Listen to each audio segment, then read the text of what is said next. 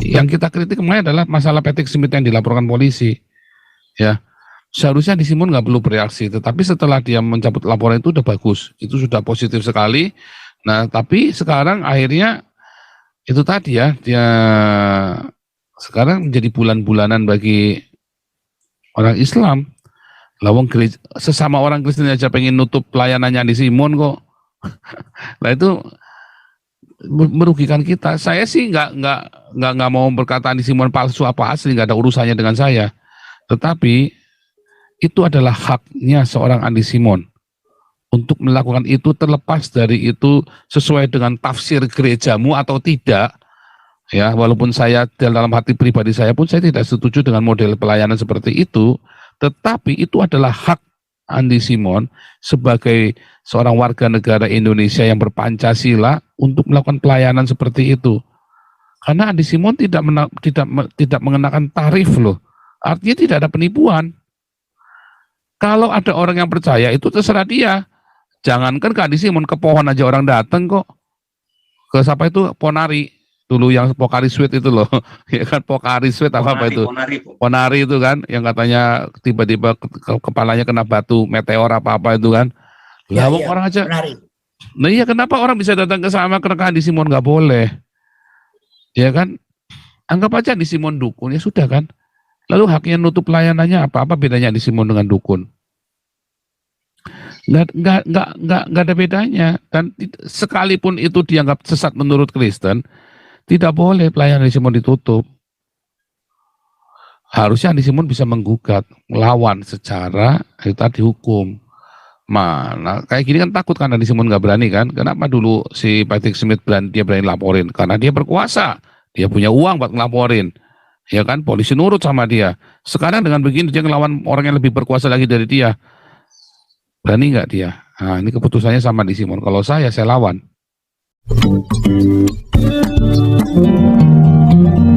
Ini sabda Nabi Raja Uti. Ya, shalom Pastor. Shalom Pak Nabi. Iya, ada berita bagus ya, Pastor Andi Simon akhirnya mencabut laporannya. Iya, itu satu-satunya kabar, itu benar-benar membuat sukacita itu ya. Di tengah-tengah konfliknya Saifuddin Ibrahim sama Yosua Tewu, Andi Simon itu kabar sukacita buat saya ya. Nah, dari situ saya bisa menilai bahwa ya beliau memang orang yang berjiwa besar, Pastor. Ya. Tapi yang sangat disayangkan adalah orang-orang dari Reform Injili ini selalu menyerang pelayanannya beliau. Saya nggak sungkan-sungkan sebut nama ya. Ya. Nah, memang itu sudah nyata di depan kita di YouTube ini. Akhirnya siapa yang diuntungkan, Pastor? Kadrun. Akhirnya pelayanannya Pastor Andi Simon kan ditutup. Iya. Oleh UB itu. Nah, itu akhirnya jadi artinya begini. Begitu nanti orang Kristen menyerang pelayanannya hamba Tuhan yang lain, nah itu nanti akhirnya yang terjadi adalah Kadrun pasti akan mengambil kesempatan, Pak, untuk ini, sedangkan orang Kristen saja minta itu ditutup. Nah, kemudian masalah mujizat, banyak orang yang menuduh Pastor Andi Simon ini menggunakan kundalini dan lain-lainnya. Emang yang lain itu ngerti soal kundalini? Apakah mengerti soal pernapasan dan meditasi? Saya kira mereka juga nggak ngerti apa yang mereka sebutkan gitu, Pastor.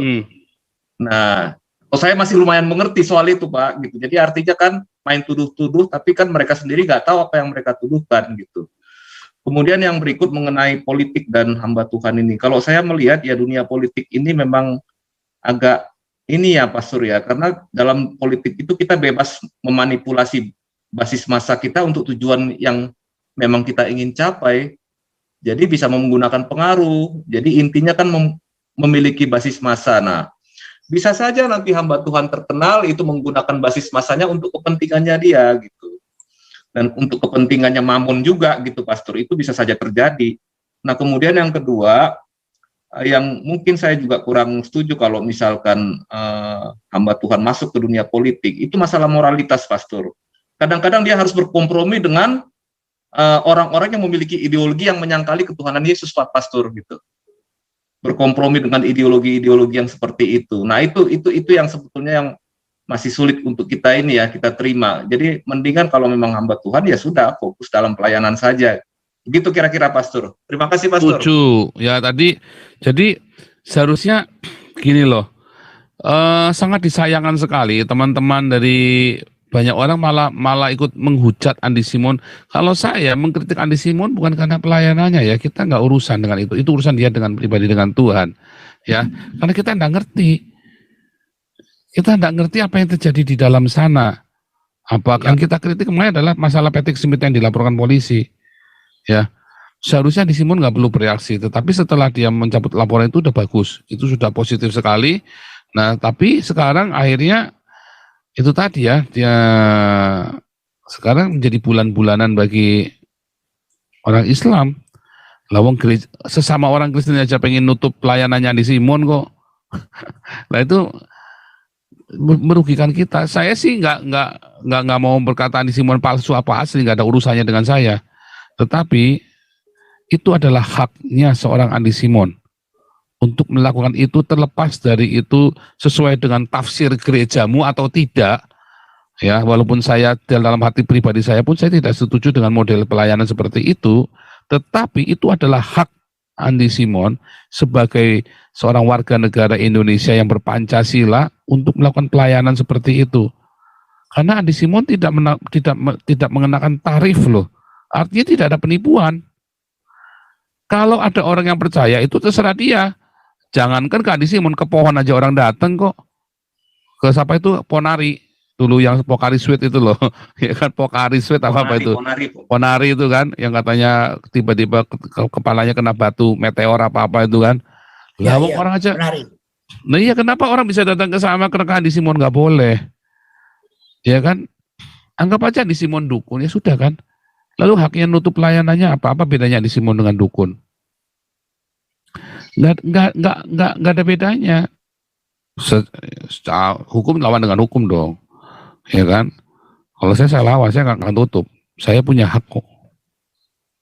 Ya apalagi itu bukanlah gereja secara hurufiah menurut definisinya Indonesia, tetapi itu adalah sebuah tempat pertemuan. Jadi menurut saya Andi Simon punya hak. Kalau saya lawan sampai titik darah penghabisan apapun. Kalau enggak, semua orang takut begitu langsung tutup ketakutan ya repot. Kalau saya lawan, kalau saya jadi Andi Simon. Ya, lawan hukum secara hukum, kejar terus. Mau apa? Kalau dia pakai massa, oh berarti memang agamamu biadab. Begitu kan, kalau dia pakai massa, dia pakai mau tawuran, mau segala macam, berarti memang agamamu biadab. Simpel kan? Pastor Paul. Ya, Pak Wang. Emangnya cuman dia yang bisa sembuhkan? Ada juga nih. Tapi coba cek dulu betul apa enggak ini. Ini. Ya, Khairul, ini. Pak Khairul, betul atau enggak ini, coba cek nah, dulu. Iya, tetapi kan begini, maksudnya kan kita lagi membahas. Kalau Pak Khairul kan saat ini kan tidak menjadi sorotan dan tidak, makanya kan kita support. Gitu kita mah caranya support ya. Ada orang penginjilan memenangkan banyak jiwa, terus apakah itu saya syirik? Kita support lah. Langsung kita support, ya kan? Kita sudah terkumpul 100 juta lebih kan? Dalam satu malam saja loh kita kumpul 100 juta lebih loh, 103 atau 110 saya lupa kemarin tadi ya, tadi ada laporannya, nanti ada di depannya Pak Khairul tadi kita kasih laporan semua ya di depan tim Malang tadi. Wah kita mah support, bukannya malah terus jealous, iri, saling sikut, malah kita support, ya kan? Ada pelayanan begitu berbuah lebat begitu kita support, ya kan? Jadi gini Pastor, itu kan sebenarnya pelayanan Andi Simon itu saya kira cukup banyak memenangkan jiwa juga sebenarnya Pastor gitu ya. Nah, kenapa harus dimatikan gitu? Hanya masalah perbedaan dogma dan teologi. Hanya karena perbedaan tafsir saja, betul nggak? Iya. Nah, kemudian apakah orang-orang yang mengaku bahwa mereka itu kuat dalam soal dogma dan teologi yang luar biasa pintar dan cerdas ini sudah berbuah? Itu kan persoalan yang baru Pastor gitu. Itu apakah kebiasaan mereka gitu berbuah kan gitu Pak? Terus alasannya mereka, oh nggak penting itu nggak penting gitu. Sementara kalau dia pergi Pak, dia pergi sekarang menginjili orang langsung dengan teologinya, pasti orang langsung akan lempar batu Pak. Lempar batu lah. Iya, nggak bakalan diterima. Aduh, nah itu kadang-kadang yang begitu kebalik-balik ya cara berpikir kita. Ada orang yang berbuat dibilang nggak penting malah dihujat, dibully. Ada orang yang nggak berbuat dia cari gimana caranya sampai dia kedongsok-dongsok. Nah itu tadi ya. nggak ada. Nah itu makanya ya, orang-orang yang kebanyakan kritik nggak ada hasil itu adalah pecundang. Orang yang mengkritik tanpa hasil, ya tanpa ada perbuatan, itu pecundang. Ya, Iya, oke. Pastor. Nah, itu yang aneh saya lihat di situ. Justru orang-orang yang nggak berbuah ini, yang hanya mendewakan teologinya pagi, siang, dan malam, tanpa jelas hasilnya apa, itu malah menutup pelayanan orang. Saya masih ingat apa yang pernah kita diskusikan waktu kita ngobrol pribadi. Apapun yang terjadi dengan hamba Tuhan lain, jangan pernah menutup pelayanannya. Saya ingat Pastor pernah mengatakan seperti itu, gitu ya. Ya, Ya, jangan, jadi itu jangan yang paling ganggu. utama. Betul. Malah kita dukung harusnya kan. Terlepas Iya, kita Pastor. berbeda dogma, kita beda ya. Kita dukung, ya kan. Saya kan dari dulu bilang saya tidak pernah suka dengan caranya Saifuddin, tapi dari dulu selalu saya dukung, ya kan. Selalu saya dukung. Walaupun saya tidak pernah suka dengan caranya Saifuddin penginjilan model begitu ya. Tetapi saya bilang kita kan selalu dukung. Sampai hari ini kita dukung. Oh, tapi kalau kita kritik ya kita kritik. Ya, tapi jangan terus kita mengkritik terus kitanya sendiri nggak ada hasil, kita berani kritik orang, ya kan? Selalu kita belajar. Lanjut dulu nih, ini ada. Ya, silakan Pastor, silakan. Ini Silakan ada dilanjut. Khairul Anwar, ini Pastor Tembel. Shalom. Shalom, wah, yang baru panen, baru ngunduh panenan, aduh, bikin Untuk iri, kemuliaan Tuhan, saya kan alatnya aja. bikin iri. Itu yang bekerja Pak Putai itu Pak Putai sama itu Pak Jenderal ada di Ya. sini. Hari tadi di total berapa tadi yang dibaptis sama Pak Junia sama Pak Putai tadi sama Pak Khairul bertiga kalian baptis berapa orang hari ini? Mungkin sekitar 25-an orang. 25 ya. Jadi bukan hoax dong. Ada Pak Jenderal Toping masa dibilang hoax masih tutup batuknya kudunya ngomong hoax itu. Itu kan ada Pak Jenderal Toping toh ikut membaptis toh tadi toh. Iya. Nah, Pak Jenderal iya. Toping yang mandikan, saya kan cuman ajudannya saja. Nah, iya Pak Putai juga ikut terjun ke air Pak Putai juga.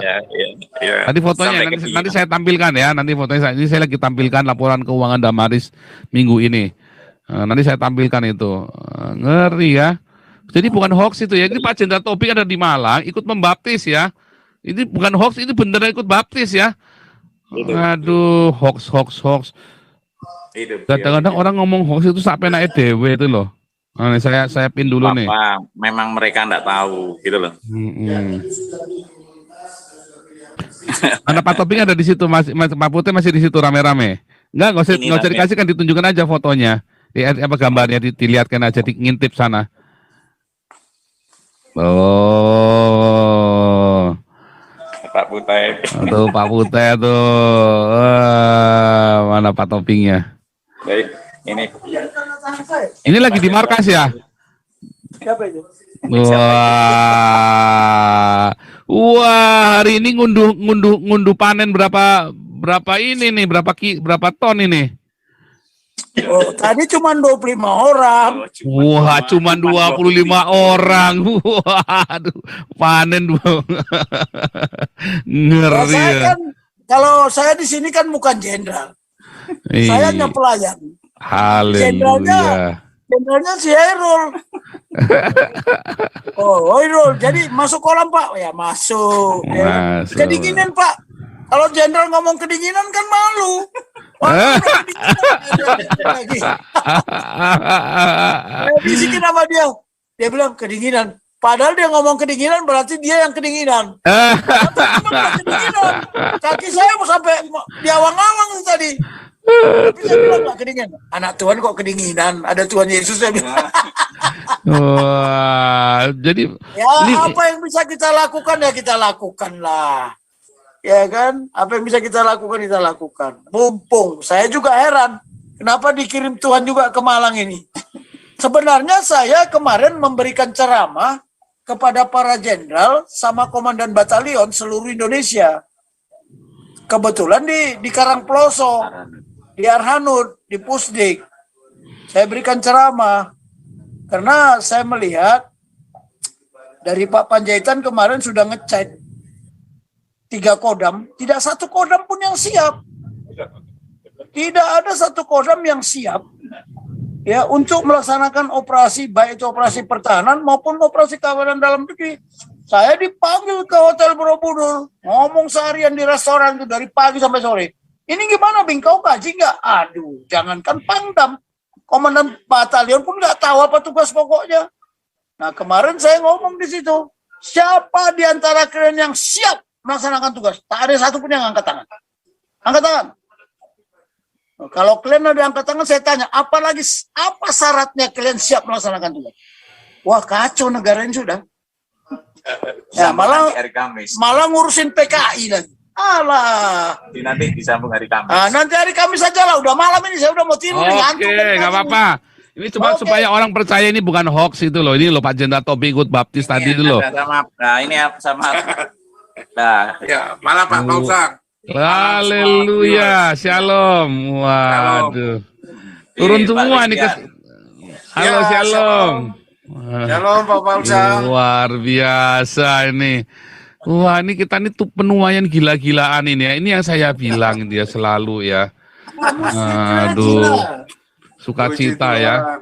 Sukacitanya luar biasa ini, bikin iri aja nih ya. Seneng ya. Seneng ya yang begini-begini itu sukacita ya. Anda tahu nggak ngerasain ketika orang-orang ini berbondong-bondong sama Tuhan Yesus begitu ya. Wah, saya itu waktu baptisin orang Iran tuh di danau itu lagi 5 derajat Celcius itu ya di danau itu ya. Wah, menggigil saya, tapi sukacitanya minta ampun. Sukacitanya minta ampun, bayangin itu ya berapa kloter. Saya tahu rasanya. Waduh, itu sampai membuat kita itu sensasinya itu tidak terlupakan ya, sukacitanya. Oke nih Amerika.